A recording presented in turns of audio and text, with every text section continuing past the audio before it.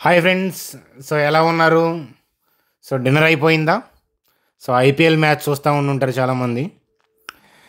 చూడండి ఫ్రెండ్స్, వీడియోలోకి వెళ్ళే ముందు టెలిగ్రామ్ గ్రూప్లో అంటే మన టెలిగ్రామ్ గ్రూప్లో సబ్స్క్రైబర్స్ కోసం ఒక పోల్ పెట్టాను. So what do you think tomorrow Nifty అని చెప్పి. సో ఈ పర్టికులర్ లెవెల్ టచ్ అయితే సో నిఫ్టీలో షార్ట్ కవరింగ్ వస్తుంది అనుకుంటున్నారా, లేదా అది అక్కడ అంటే ఆ పోల్లో మీరు మీ ఆప్షన్ సెలెక్ట్ చేయండి. అట్లాగే ఏంటంటే సో అలాగే మీకు ఈ కామెంట్ సెక్షన్లో, ఈ వీడియో కామెంట్ సెక్షన్లో కూడా మీ వ్యూ ఏంటి, ఒకవేళ ఇన్ కేస్ రేపు నిఫ్టీ కనుక ఈ లెవెల్ని టచ్ అయితే షార్ట్ కవరింగ్ ర్యాలీ బౌన్స్ వస్తుంది అనుకుంటున్నారా, లేదా లెవెల్ బ్రేక్ అవుతుందని అనుకుంటున్నారా? రేపటి గురించి చెప్తున్నాను, అర్థమవుతుందా? డే ఆఫ్టర్ టుమారో ఏమవుతుంది అనేది నేను చెప్పట్లేదు. రేపటికన్నా ఆ లెవెల్ టెంపరీ బౌన్స్ ఇస్తుంది ఆ లెవెల్ నుంచి, లేదా ఆ లెవెల్ రేపే బ్రేక్ అవుతుందని అనుకుంటున్నారా?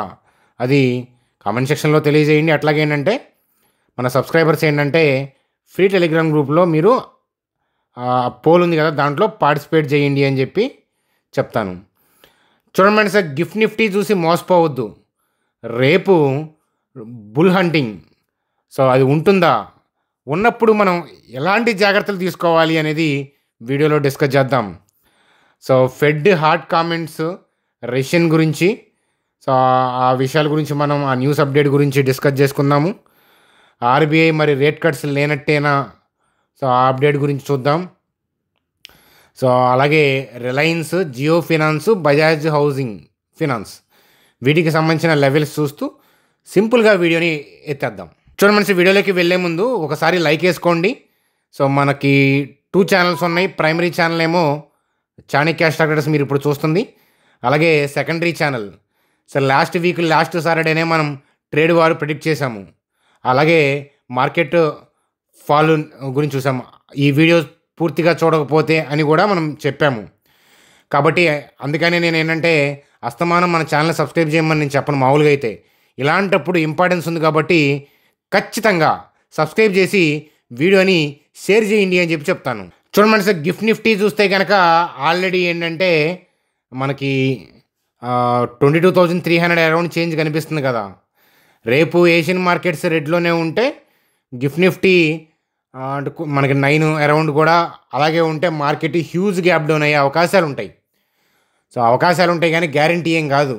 గిఫ్ట్ నిఫ్టీ 70% ఆఫ్ ది కేసెస్లో, 60 to 70% ఆఫ్ ది కేసెస్లో గిఫ్ట్ నిఫ్టీని ఫాలో అవుతుంది కదా. సో మరి ఒకవేళ హ్యూజ్ గ్యాప్ డౌన్ అవ్వకపోతే, సో 22,600 అట్లా ఓపెన్ అయితే కనుక, ఓవరాల్గా అయితే కనుక రెడ్లోనే ఉండే అవకాశాలు ఉన్నాయి. ఏషియన్ మార్కెట్స్ గ్రీన్లో ఉంటే అప్డేట్ అనేది టెలిగ్రామ్ గ్రూప్లో ఇస్తాను. సో ఎందుకనంటే ఏషియన్ మార్కెట్స్ రెడ్ అని అనుకుంటున్నాం కాబట్టి ఇప్పుడు చెప్తున్న థింగ్స్. రేపు ఏషియన్ మార్కెట్స్ కనుక గ్రీన్లో ఉంటే హైయర్ లెవెల్ నుంచి సెల్ ఆఫ్ రావచ్చు. అది నేను సో దాని గురించి కూడా వస్తాను. సో అలాంటి అప్డేట్ కావాలంటే మీరు ఏంటంటే సో వీడియో కోసం చూడలేం కదా రన్నింగ్లో. సో రన్నింగ్లో అప్డేట్ కావాలంటే మీకు నేర్పించడం కోసం కాన్సెప్ట్ పాయింట్ ఆఫ్ వ్యూలో చూపిస్తా. నేను టెలిగ్రామ్ గ్రూప్లో అప్డేట్ ఇస్తాను. కాబట్టి మీరు చూస్తున్న వీడియో కింద డిస్క్రిప్షన్లో టెలిగ్రామ్ లింక్ ఉంది కదా, దాని ద్వారా జాయిన్ అయ్యి మీరు ఆ అప్డేట్స్ ఏంటంటే ఫ్రీ టెలిగ్రామ్ గ్రూప్లో చూడొచ్చు మన సబ్స్క్రైబర్స్ అని చెప్పి చెప్తాను. చూడమంటే సార్, ఏషియన్ మార్కెట్స్ రెడ్డే అనుకుందాం. గిఫ్ట్ నిఫ్టీ 22,300 దగ్గర ఉన్నంత మాత్రాన నిఫ్టీ అంత డీపర్ డౌన్లో ఓపెన్ అవ్వదు అనుకుంటున్నాను. అట్లీస్ట్ 22,600, 650 ఆ ఏరియాలో ఓపెన్ అవుతుందని అనుకుంటున్నాను. సరే, ఎక్కడ ఓపెన్ అవుతుంది అని ఊహించడం వల్ల ఉపయోగం లేదు. సో ఒకవేళ 22,650, 700 ఏరియాలో ఓపెన్ అయ్యి డిప్ అయితే మన డిజైర్డ్ లెవెల్లోకి వచ్చిందనుకోండి, అంటే ఇన్స్టిట్యూషన్స్ యొక్క షార్ట్ కవరింగ్ ఏరియా, ఈ ఏరియాలోకి వస్తే ఏం చేయాలని చెప్తాను. సో మీకు లాజిక్ చూచాయిగా చెప్తాను, మరొకసారి వినండి. సో చాలా ఇంపార్టెంట్ లెవెల్ ఇది. Short covering rally at least intraday ఇస్తుంది, అర్థమవుతుందా? 1-2 డేస్ అనేది రేపు Asian markets, Dow Jones future నైట్కి యూఎస్ మార్కెట్కి చూసి చెప్పాలి. కానీ అట్లీస్ట్ ఇంట్రాడేలో ఇనీషియల్ మూమెంట్స్లో అయితే కనుక ఈ లెవెల్ టచ్ అయితే చెప్తున్నాను. సో ఈ లెవెల్ టచ్ అయితే, ఎందుకంటే ఖచ్చితంగా ఇక్కడ బై ఆర్డర్స్ ఉన్నాయి. సో ఎట్లాగా అంటారా? సో చూడండి ఫ్రెండ్స్, ఒకసారి నేను పెయింట్లోకి వెళ్ళి చూపిస్తాను చూడండి. సో మనకి సిపిఐ డేటా 7 months లో పడిన తర్వాత ఫామ్ అయిన ర్యాలీ ఇది. ఆ ర్యాలీ ఫామ్ అవడానికి సంబంధించిన బేస్ క్యాండిల్. అంటే ఇక్కడ నుంచి స్టార్ట్ అయింది ర్యాలీ. ఎఫ్ఐఐ బయింగ్ వల్ల గ్యాప్ అప్పులతో, సో ఇలా గ్యాప్స్తో ఏంటంటే మార్కెట్ పైకి వెళ్ళింది. ట్రంప్ వల్ల కంప్ అయిపోయామే కానీ లేకపోతే ఏంటంటే కాస్త రీట్రేస్మెంట్ వచ్చి మార్కెట్ పైకే వెళ్ళేది. అర్థమవుతుందా? కానీ ట్రంప్ చేసిన కంపుతో ఏంటంటే ఇలా జరిగింది. కానీ సో ఎఫ్ఐఐస్ కానీ డిఐఎస్ కానీ సో ఇప్పుడు ఇలా గ్యాప్ అప్ ప్లేస్ చేశారు, గ్యాప్ అప్ వచ్చింది అని అంటే సో ఏరియాలో బై ఆర్డర్స్ ప్లేస్ చేశారని అర్థం అనమాట. సో ఒకసారి చూపిస్తాను. చూపిస్తాను. సో మనకి ఈ గ్రీన్ క్యాండిల్ ఏదైతే ఉందో సో ఈ ఏరియా నుంచి మనకి గ్యాప్ అప్ ఉంది అని అంటే నెక్స్ట్ డేకి క్లోజింగ్ కూడా ఏంటంటే ఈ గ్యాప్ ఫిల్ అవ్వలేదు అని అంటే మనకి ఈ గ్రీన్ క్యాండిల్ యొక్క క్లోజింగ్ ఏరియా, సో ఆ ఏరియా అంతా కూడా హెవీ బై ఆర్డర్స్ ఉన్నాయి కానీ సెల్ ఆర్డర్స్ లేవని అర్థం. కాబట్టి దాన్ని నేను బై ఆర్డర్స్ ఉన్న జోన్గా, గ్రీన్ జోన్గా మార్క్ చేస్తున్నాను. అర్థమైందా? అదనమాట. సో గ్రీన్ జోన్గా మార్క్ చేస్తున్నాను అంటే ఈ ఏరియాలో హెవీ బై ఆర్డర్స్ అయితే ఉన్నాయి. సో అయితే మార్కెట్ గ్యాప్ అప్ అయ్యి అంటే ఈ ప్రీవియస్ క్లోజింగ్ దగ్గరికి రాకుండానే పైకి వెళ్ళిపోయింది కాబట్టి ఆ ఆర్డర్స్ పెండింగ్లో ఉంటాయి, ఎఫ్ఐఎస్ కానీ డిఐఎస్ కానీ. సో అయితే సో కాలగమనంలో జరిగిన ట్రంప్ థింగ్స్ వల్ల కానీ ఇతరత్ర థింగ్స్ వల్ల కానీ మార్కెట్లో ఏంటంటే రీట్రేస్మెంట్స్ వస్తాయి, ఆ గ్యాప్స్ దగ్గరకు వస్తుంటాయి, మీరు చూసే ఉంటారు. సో ఇప్పుడు ఏంటంటే గ్యాప్ దగ్గరికి వచ్చేటప్పుడు ఏంటంటే ఇక్కడ బై ఆర్డర్స్ ఉన్నాయి కాదని నేను అనట్లేదు, కానీ ఈ బై ఆర్డర్స్ దగ్గరికి వచ్చినప్పుడు మార్కెట్ యొక్క బ్రాడ్ పిక్చర్ ఏంటో చూడాలి. చూడండి, ఒక్కొక్కసారి ఇలాంటి గ్రీన్ జోన్కి అంటే ఈ బై ఆర్డర్స్ ఉన్న ఏరియాకి వచ్చినప్పుడు మార్కెట్ అప్ ట్రెండ్ నడుస్తూ ఉంటుంది. అప్పుడు ఏంటంటే దీన్ని బై జోన్గా తీసుకొని పైకి చూస్తాం మనం. అర్థమవుతుందా? స్ట్రాటజీ పైకి చూస్తాం. కానీ ఇప్పుడు ఎలాంటి స్ట్రాటజీ చూడాలి? మార్కెట్లో బ్రాడ్ పిక్చర్ ఏంటది? డౌన్ నడుస్తుంది. సో డౌన్ నడుస్తుంది, కిందేమో బై ఆర్డర్స్ ఉన్నాయి. అంటే సో నార్మల్గా ఇది బై జోనే. సో అప్ ట్రెండ్లో ఉంటే కనుక సో అప్ ట్రెండ్లోనే ఉండి ఇలా రీట్రేస్మెంట్ అయితే కనుక మంచి స్ట్రాంగ్ బౌన్స్ వచ్చేది. కానీ సో ఇప్పుడు ఇక్కడ బై ఆర్డర్సే ఉన్నాయి, కానీ దీన్ని బై జోన్గా తీసుకోకూడదు. మనం ఏ జోన్గా తీసుకోవాలి అని అంటే ఆరెంజ్ జోన్గా తీసుకోవాలి.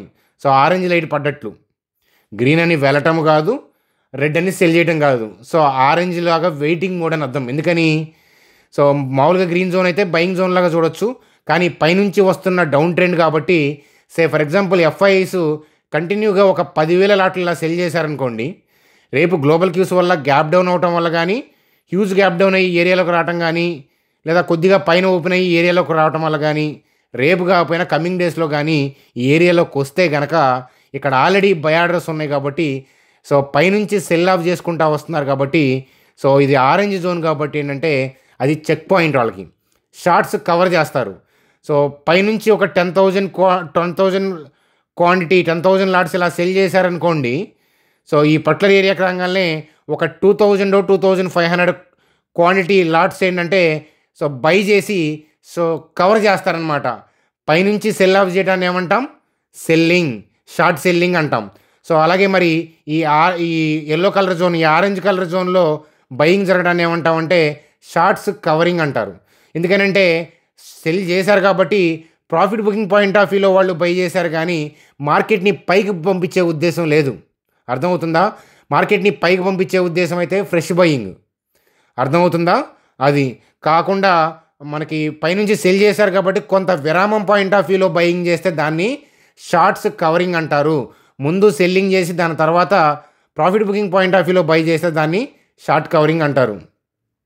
సో కాబట్టి ఈ ఏరియాలో ఉన్నప్పుడు అట్లీస్ట్ ఇంట్రాడేలో బౌన్స్ ఇస్తుంది. డౌ జోన్స్ ఫ్యూచర్ కనుక గ్రీన్లో ఉండి నైట్ యూఎస్ మార్కెట్లు కనుక గ్రీన్లో ఉంటే కనుక సో మనకి ఈ జోన్ నుంచి 1-2 డేస్ కూడా ర్యాలీ అవ్వచ్చు. కాబట్టి సో 23,000 బ్రేక్ అయింది కాబట్టి నేను సెల్ కొడతాను. రేపొద్దున ఏషియన్ మార్కెట్స్ రెడ్లోనే ఉంటాయి మోస్ట్లీ. అలాగే సోషల్ మీడియా అంతా కూడా ఆవిరి కుడుములు వేశారు. 10 లక్షల కోట్లు ఆవిరని, ట్రంప్ అని, మండే మేఘం అని, అమావాస్య అని, అర్థమవుతుందా, బ్లాక్ మండే అని ఇట్లాంటివి చెప్తుంటారు. చూడండి, అక్కడ కనిపిస్తుందే మామూలుగా సోషల్ మీడియాలో, అక్కడ ఏంటో చెప్తారు కదా. కానీ retail people 95% of the people రేపు మార్నింగ్ ఎక్కడ ఉంటారు? హ్యూజ్ గ్యాప్ డౌన్లో ఓపెన్ అయితే సో వాళ్ళు కూడా ఏంటంటే ఓపెనింగే 9 అవకాశం ఇస్తే రేపు పొద్దున్నే 7:30కే సెల్ కొడతారు వాళ్ళు. అర్థమవుతుందా? కానీ మార్కెట్ 9:15కి ఓపెన్ అవుతుంది కదా. అది అదనమాట. అంత తొందరపడతారనమాట. ఎందుకనంటే మొత్తం చెడు కనిపిస్తుంది కాబట్టి సేల్ చేద్దామని. అట్లీస్ట్ బై పాయింట్ ఆఫ్ వ్యూలో అయితే కనుక మీ వీడియోలో చూస్తున్న వాళ్ళు ఎవరన్నా బై పాయింట్ ఆఫ్ వ్యూలో థింక్ చేసేవాళ్ళు ఉంటారా? ఉండరు కదా. సో ఇన్ జనరల్గా ఉండరు. సో పైనుంచి సెల్ ఆఫ్ చేసుకుంటే ఏంటంటే ఇది ఒక చెక్ పాయింట్ కాబట్టి కాస్త షార్ట్ కవరింగ్ చేసుకునే ఏరియా. కొంతమంది ఏంటంటే ఇలా పడుతుంటే సెల్ ఆఫ్ చేసుకుంటూ వెళ్తారు, తెలుసు కదా, ఇన్స్టిట్యూషన్స్ లాగా. వాళ్ళకేంటంటే కొంత కవర్ చేసుకోవడానికి ఇది ఈ పర్టికులర్ ఏరియా అనేది పనికొస్తుంది, ఎఫ్ఐఎస్ లాగా. అదనమాట కదా. సో అంతేగాని సో ఇది టెంపరీగా బౌన్స్ వస్తుంది కదా అని చెప్పి ఇక్కడ బై పాయింట్ ఆఫ్ వ్యూలో వెళ్ళిన ప్రమాదం జరగచ్చు. ఎందుకని broad picture market overall direction down ఉన్నప్పుడు మనం ర్యాలీస్లో సెల్ పాయింట్ ఆఫ్ వ్యూలో ఆలోచించాలి. ఇలా మార్కెట్ పడకముందే చూడండి, ఇక్కడ మార్కెట్ పడకముందే ఈ గ్రీన్ క్యాండిల్ టాప్లో మనం కింద పడుతుందని అనుకున్నామా టెలిగ్రామ్ గ్రూప్లో ఎడ్యుకేషనల్గా మంచిగా కాన్సెప్ట్ నేర్పించానా? అలా ఉండాలి. లేదా ఈ రెడ్ క్యాండిల్ తర్వాత మనం మనం మాట్లాడుకున్నాం మొన్న రంజాన్ ఫెస్టివల్ డే వీడియో చేసినప్పుడు మాట్లాడుకున్నాము, గ్యాప్ డౌన్ అయ్యి పైకి వస్తే ఈ క్లోజింగ్ ఏరియా నుంచి సెల్ ఆఫ్ జరుగుతుందని. సో అక్కడ నుంచి మార్కెట్ పడింది. సో ఇలా అంచనా వేస్తే ఓకే. కానీ ఇప్పుడు అందరికీ తెలుసు. చూడండి ఫ్రెండ్స్, సార్ లాస్ట్ వీక్ మనం ఈ వీడియో చేస్తున్నప్పుడు మీలో చాలామందికి నమ్మకం కలిగి ఉండకపోవచ్చు, అర్థమవుతుందా? సబ్స్క్రైబ్ కూడా చేసి ఉండకపోవచ్చు, కానీ ఇప్పుడు చేస్తారు. అలాగే కానీ ఇప్పుడు ట్రేడ్ వార్ గురించి అప్పుడు మనం మాట్లాడుకున్నాం. ముందు ఒక స్టెప్ ఉంటే ఏంటంటే ఎఫ్ఐఎస్ కన్నా ముందుంటే ఆ ఫాల్లో మనం యాక్టివ్గా ఏంటంటే పార్టిసిపేట్ చేయొచ్చు, కాన్సెప్ట్ నేర్చుకోవచ్చు. కానీ ఇప్పుడు అది అందరికీ తెలుసు, అర్థమవుతుందా?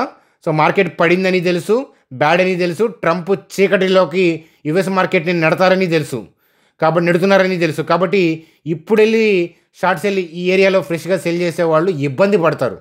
ఆ విషయం మీరు రేపు చూస్తారనమాట.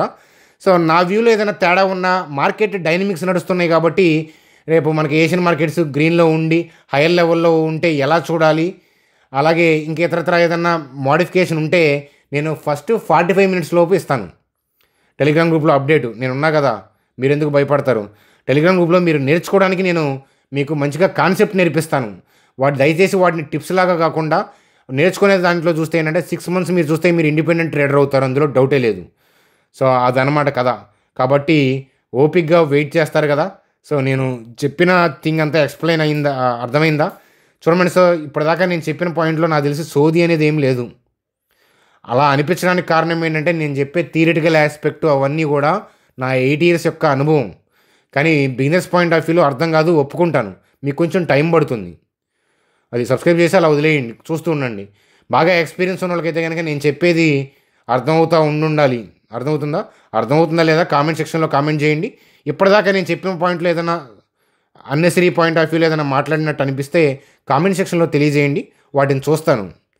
జస్ట్ మీరు సోది అని చెప్తే నాకు ఆ వీడియో మొత్తం చూసుకుంటే నాకు అంతా ఇంపార్టెంట్ పాయింటే కదా అని అనిపిస్తుంది అనమాట. ఎందుకంటే నేను చెప్తున్నాను కదా, సేమ్ థింగ్ అట్లాంటివి మేబీ సోది చెప్పడం వల్ల ఏమో మేబీ లాస్ట్ ఫ్రైడే కానీ లాస్ట్ సాటర్డే వీడియో కానీ ఇవాళ మిరాకిలో చేసిన వీడియోలో కానీ అంతమంది సబ్స్క్రైబర్ చేశారు, నచ్చబట్టేనేమో. అంతే కదా, నేను మా వీడియోస్ ఎలా అవ్వాలి, జనాలకి ఎలా పనికి వచ్చేలాగా చేయాలి, నా సబ్స్క్రైబర్స్కి ఎలా హెల్ప్ఫుల్ అవ్వాలి, ఎలా నేర్పించాలి, ఆ పాయింట్ ఆఫ్ వ్యూలో ఆలోచిస్తూ ఉంటాను తప్ప అంతేగాని చుట్టం చూపులాగా వచ్చే వాళ్ళ కామెంట్స్కి నేను ఇంపార్టెన్స్ ఇవ్వను. కానీ ఏదన్నా ఉందేమో అనే పాయింట్ ఆఫ్ వ్యూలో కామెంట్ సెక్షన్లో అడుగుతున్నాను అనమాట. అదనమాట ఇప్పటిదాకా నేను చెప్పినవన్నీ వ్యాలిడ్ పాయింట్ లాగా కనిపిస్తున్నాయి కదా. చూడండి సార్, ఇప్పటిదాకా మనం చెప్పిన వీడియో నచ్చితే లైక్ చేయడం మర్చిపోవద్దు. అలాగే ట్రైనింగ్ కోవిడ్ టైంలో చెప్పాను బ్యాచెస్, దాని తర్వాత చాలా తక్కువ 23లో 2 batches చెప్పినట్టున్నాను, 24లో అసలు ట్రైనింగ్ చెప్పలేదు. మార్కెట్ ర్యాలీస్ అప్పుడు ఏంటంటే మీకు ఎగ్జాంపుల్ చూపించడానికి పనికిరాదు, అలాగే నాకు కూడా అస్తమానం కుదరదు. సో నాకు తెలిసి ఈ year first batch and last batch. మీరు ఎప్పటి నుంచో అడుగుతున్నారని సమయం వచ్చింది, నాకు కూడా చెప్పాలనిపిస్తుంది. ఇంట్లో ఉన్నాను, ఖాళీగా ఉన్నాను కాబట్టి ప్లాన్ చేశాను. నేను కవర్ చేసే టాపిక్స్ చెప్పాను కదా, నిఫ్టీ 50 వరల్డ్ మార్కెట్స్ని ఎట్లా చూడాలి, అలాగే ఎఫ్ఐడిఐ యొక్క ఆర్డర్స్ని ఎలా పసిగట్టాలి, దానికి రిలేటెడ్గా ఫ్యూచర్స్ ఎట్లా, నిఫ్టీ బ్యాంక్ నిఫ్టీ ఫ్యూచర్స్ ఎట్లా, ఫిన్ నిఫ్టీ ఫ్యూచర్స్ ఎట్లాగా, మ్యాక్రో ఎకానమిక్స్ ఎలా చూడాలి, మ్యాక్రో ఎకానమిక్స్ ఎలా టర్న్ అవుతాయి, బ్రాడ్ డైరెక్షన్ ఎట్లా ఐడెంటిఫై చేయాలి, మనకి అవసరమైనంత వరకు డిమాండ్ సప్లై ఎట్లా మనం ఐడెంటిఫై చేయాలి. సో ఇవన్నీ కూడా క్యాండిల్ స్టిక్స్ ద్వారా ఎక్స్ప్లెయిన్ చేయడం అనేది జరుగుతుంది. నేనే చెప్తాను లైవ్లో, 25 hours అలా పడుతుంది, అర్థమవుతుందా? చాలామంది అడుగుతున్నారు మేము ప్రాక్టీస్ చేయము, దాని తర్వాత ప్రాక్టీస్ చేస్తాం కుదురుతుందా అంటే రావద్దు. ఎందుకనంటే మీకు నెక్స్ట్ అంటే ఎవ్రీడే ప్రాక్టీస్ చేస్తే తప్ప 1-2 డేస్ ఇబ్బంది మధ్యలో ఏదైనా బ్రేక్ ఉంటే ఓకే. కానీ ఎవ్రీడే ప్రాక్టీస్ చేస్తే తప్ప నేను చెప్పే నెక్స్ట్ టాపిక్లు అర్థం కావు. దానివల్ల మీరు డిఫరెంట్ డౌట్లు అడుగుతారు అని మీరు అనుకుంటారు. కానీ మీరు ప్రాక్టీస్ చేయకుండా వచ్చే డౌట్లు వేరే ఉంటాయి, ప్రాక్టీస్ చేసి వచ్చే డౌట్లు వేరే ఉంటాయి. అదనమాట టీచింగ్ చేసే వాళ్ళకి బాగా తెలుసు ఈ విషయం. అదనమాట కదా. కాబట్టి మీకు కుదిరినప్పుడే రండి. ప్రాక్టీస్ చేసే ఉద్దేశం ఉన్నప్పుడు నేను మళ్ళీ ఎప్పుడైనా ప్లాన్ చేస్తే అప్పుడు వద్దురు. కానీ తొందర ఏంటి, నేర్చుకోవాలని ఇబ్బంది ఏం లేదు కదా. ప్రాక్టీస్ చేయకుండా అయితే కనుక వద్దు, డబ్బులు లేకపోయినా వద్దు. అర్థమవుతుందా? నేను ఛార్జ్ చేస్తుంది మినిమమే, కానీ ఇది కూడా పే చేయలేని వాళ్ళు ఉంటారు కదా. మీరు స్లోగా ప్రైమరీ ఇన్కమ్ మీద ఫోకస్ చేయండి. కమింగ్ ఇయర్స్లో చెప్తే చూద్దరు. కానీ లేకపోతే మన యూట్యూబ్ వీడియోల ద్వారా కూడా మంచి నాలెడ్జే మీకు ఉపయోగపడేలాగే హెల్ప్ఫుల్గా ఉంటుందన్నమాట. ఇది కొంచెం ఎడ్జీ, అంతకంటే ఏం లేదు. చూడండి sir, Jio Finance 200 below cut అయితే కనుక అబ్జర్వ్ చేయమని చెప్పాను అప్పుడు ఫాల్లో. సో దాని తర్వాత ర్యాలీ వచ్చింది, మీరు చూశారు కదా. సో అయితే ఏంటంటే అదృష్టం బాగుంది, ట్రంప్ వల్ల ఏంటంటే ఆలో కూడా కట్ అయ్యే అవకాశాలు కనిపిస్తున్నాయి. సో మనకి 180, 170 ఆ లెవెల్స్ మనకి పాసిబుల్గా జియో ఫినాన్స్ పాయింట్ ఆఫ్ వ్యూలో, స్టడీ పాయింట్ ఆఫ్ వ్యూలో అబ్జర్వేషన్కి దొరికే అవకాశాలు ఉన్నాయి. కానీ మనకి గుర్తుపెట్టుకోవాల్సింది ఏంటంటే ఆర్బీఐ మీట్ ఉంది ఏప్రిల్ 9న. రేట్ కట్ ఇస్తే ఏంటంటే టెంపరీగా మళ్ళీ కొన్నాళ్ళు మార్కెట్లో బౌన్స్ రావచ్చు. ఏప్రిల్ 10న టీసీఎస్ రిజల్ట్స్ ఉన్నాయి. సో డివిడెంట్ ఇస్తారు వాళ్ళు. అలాగే రిజల్ట్స్ బాగుండి గైడ్లైన్స్లు అయితే బాగుండకపోవచ్చు, ఎందుకంటే ట్రంప్ తెరలేపారు అనిశ్చితికి. కానీ ఆర్బీఐ రేట్ కట్ ఇస్తే కొద్దిగా ఉపశమనం, జలుబుకి విక్స్ వెళ్ళేసుకున్నట్లే. కానీ ఓవరాల్గా ఏంటంటే ట్రంప్ చేస్తున్న ఇబ్బంది చాలా ఇబ్బంది పెడుతుంది అనమాట ఇది. ఎందుకనంటే చూశారు కదా, టాటా మోటార్స్ లాంటి వాళ్ళే, అంటే జాగ్వార్ లాంటి వాళ్ళే పాజ్లో పెట్టారంటే అర్థం చేసుకోవచ్చు. అంత పెద్ద కంపెనీల పరిస్థితి ఎలా ఉంటే మిడ్ అండ్ స్మాల్ క్యాప్స్ పరిస్థితి ఏంటి ఆలోచించండి, ఎక్స్పోర్ట్ చేసేవి. ఓవరాల్గా అనిశ్చిత వాళ్ళు ఏంటంటే కంపెనీస్ ఏంటంటే క్యాపిటల్ ఎక్స్పెండిచర్ చేయరు ఎట్లాంటప్పుడు. కాబట్టి అవి ఎర్నింగ్స్ అనేవి 1 to 2 quarters ఈజీగా పడతాయి మళ్ళీ స్లో డౌన్ అవడానికి. అలాగే మనం ఫెడ్ చేసిన కామెంట్స్ గురించి రఫ్గా చెప్తున్నాను. పావెల్ తాత గారు ఏం చెప్పారనంటే ట్రంప్ టారిఫ్స్ వల్ల యుఎస్ ఎకానమీ స్లో డౌన్ అవుతుంది, ఇన్ఫ్లేషన్ రైజ్ అవుతుంది అని చెప్పారు. అర్థమవుతుందా? కాబట్టి ఈ పరిస్థితుల్లో మన వాళ్ళు రేట్ కట్కి వెళ్తారని నేను అనుకోవట్లేదు. ఇలాంటప్పుడు సమయం కూడా కాదని నేను అనుకుంటున్నాను. రేట్ కట్కి వెళ్ళే సమయం అయితే కాదు. ఇలాంటప్పుడు మన కంట్రీ చేయాల్సిన పని ఏంటంటే మన గవర్నమెంట్ అదర్ ఆల్టర్నేటివ్ ఏంటి, వేరే కంట్రీస్తో ఒప్పందాలు చేసుకోవటం, ఉన్న సరుకును అమ్ముకోవటం, ఆ పాయింట్ ఆఫ్ వ్యూలో చూసుకుంటా వెళ్ళాలి అనేది ఇంపార్టెంట్గా కనిపిస్తుంది. దానివైపు మన గవర్నమెంట్ కూడా అడుగులు వేస్తుంది. కానీ ఏదైనా కానీ దెబ్బ తగిలిన తర్వాత స్టీల్ రాడ్ పడ్డట్టే మార్కెట్కి. ఓవరాల్గా మార్కెట్ గురించి చెప్పాలి అంటే మన మార్కెట్ టాప్ నుంచి 12.85% కరెక్ట్ అయింది. టాప్ నుంచి 20 to 25% కరెక్షన్ ఉండొచ్చేమో అని నా వ్యక్తిగతమైన అంచనా, పాసిబిలిటీ. కానీ 25% అని అన్నావు కదా, నేను కూర్చున్నాను అక్కడ కొనడానికి. చూడండి, మీ ఫైనాన్షియల్ అడ్వైజర్ని అడగండి ఎక్కడ కొనాలనేది. సో సేమ్ థింగ్ ఏంటంటే ఇప్పుడున్న పరిస్థితికి అలా అంచనా. కానీ మార్కెట్ డైనమిక్స్లో ఏదైనా మనకి గొప్పగా వచ్చి బయర్ యాక్టివేట్ అయ్యి ఏదైనా మంచి అప్డేట్లో వచ్చి మార్కెట్ టర్నింగ్ ఉంటే అప్పుడేంటంటే చార్ట్లో బయింగ్ అనిపిస్తున్నప్పుడు ముందుగా ఐడెంటిఫై చేసి చెప్పే ప్రయత్నం చేస్తాను. నేను ఉన్నా కదా మీకు చెప్పడానికి. సో సిపిఐ డేటా వచ్చినాక అలాగే చెప్పాం మనం, ఎఫ్ఐఐ బయింగ్ రాబోతున్నారని. అలాగే ఎఫ్ఐఐ సెల్ చేయబోతున్నారని క్యాండిల్లో ఐడెంటిఫై అయినాకే కదా మనం లాస్ట్ సాటర్డే హెడ్డింగ్ పెట్టుకుంది. కాబట్టి మనం రఫ్ అంచనా, పరిస్థితికి రఫ్ అంచనా, అంతేగాని ఖచ్చితంగా అలా వెళ్ళాలని రూల్ ఏం లేదు. కాబట్టి డిఐఎస్ కూడా అంత యాక్టివ్గా ఇప్పుడు చేయలేరు, ఎంఎఫ్ పడిపోద్ది. కాబట్టి ఆ భయంతో ముందే డిఐఎస్ కూడా ఏంటంటే కొన్నాళ్ళు సెల్ ఆఫ్ తప్పదని నాకు అనిపిస్తుంది. అది I may be right, I may be wrong also, possibility మాట్లాడుతున్నాను అదనమాట. అలాగే డౌ జోన్స్ టాప్ నుంచి 17.80% అంటే అరౌండ్ 18% కరెక్ట్ అయింది. డౌ జోన్స్ అయితే కనుక 30 to 35% కరెక్ట్ అవ్వచ్చు టాప్ నుంచి అని చెప్పి నా అంచనా అనమాట. అదనమాట. సరే, ఆ నెంబర్ చెప్పినా మనం డైనమిక్గా చూస్తూ ఉండాలి. ఎందుకనంటే ఇదేమీ ఆస్ట్రాలజీ కాదు, మీ ఆదాయం ఎంత, రాజపూజ్యం ఎంత అని చెప్పడానికి. అర్థమవుతుందా? ఆ పరిస్థితికి ట్రంప్ చేసిన కంప్కి ఆ ఎకానమీ స్లో డౌన్ అయ్యి 1 to 2 quarters ఇబ్బంది పడుతుంది. కాబట్టి ఆ ఫియర్ వల్ల అలా పడుతుంది. మీరు చూస్తే కనుక లాస్ట్ 100 yearsలో యుఎస్ మార్కెట్లో 15% పైగా కరెక్ట్ అయిన సందర్భాలు ఎన్ని ఉంటాయి అంటే చూడండి, ఏళ్ల మీద లెక్క పెట్టచ్చు, ఒక 15 ఉంటాయేమో నాకు తెలిసి. ఇండియాలో అయినా చూడండి, లాస్ట్ 50 yearsలో 15% పైగా, సో 25% పైగా పడ్డ సందర్భాలు చూడండి. 25% పైగా పడ్డ సందర్భాలు ఒక హార్డ్లీ ఒక 10-15 బిట్వీన్ ఉంటాయేమో, 25% పైగా పడ్డాయి. అంటే మన ఇండెక్స్లో ఏంటంటే సో మనకి అరౌండ్ 18% పైన పడింది అని అంటే మనం స్టార్ట్ చేసుకోవచ్చు అనే కదా. సో సేమ్ థింగ్ ఏంటంటే నిఫ్టీతోనే ఇండివిజువల్గా స్టాక్స్ బాటమ్ అవుతాయి అని కాదు, కానీ కాస్త వెయిటింగ్ ఇలాంటప్పుడు ఓకే, ఎందుకనంటే గట్టిగా పడుతుంది, ఇప్పుడే స్టార్ట్ అయింది కాబట్టి ఏంటంటే కాస్త అంటే కాస్త ఇక్కడ నుంచి అన్న ఒక 7-8% నిఫ్టీ డిప్ అయిన తర్వాత మనం స్టడీ పాయింట్ ఆఫ్ వ్యూలో చూడొచ్చు అనమాట. ఇప్పుడే అంత తొందరపడాల్సిన అవసరం లేదని నేను అనుకుంటున్నాను. మీ ఫైనాన్షియల్ అడ్వైజర్ని అడగండి, తనైతే కరెక్ట్గా చెప్తారు. వీడియోలో చెప్పేది నా వ్యక్తిగతమైన అభిప్రాయాలు, మీ ఫైనాన్షియల్ అడ్వైజర్ని కలిసి డెసిషన్స్ తీసుకోండి అనమాట. అదనమాట కదా.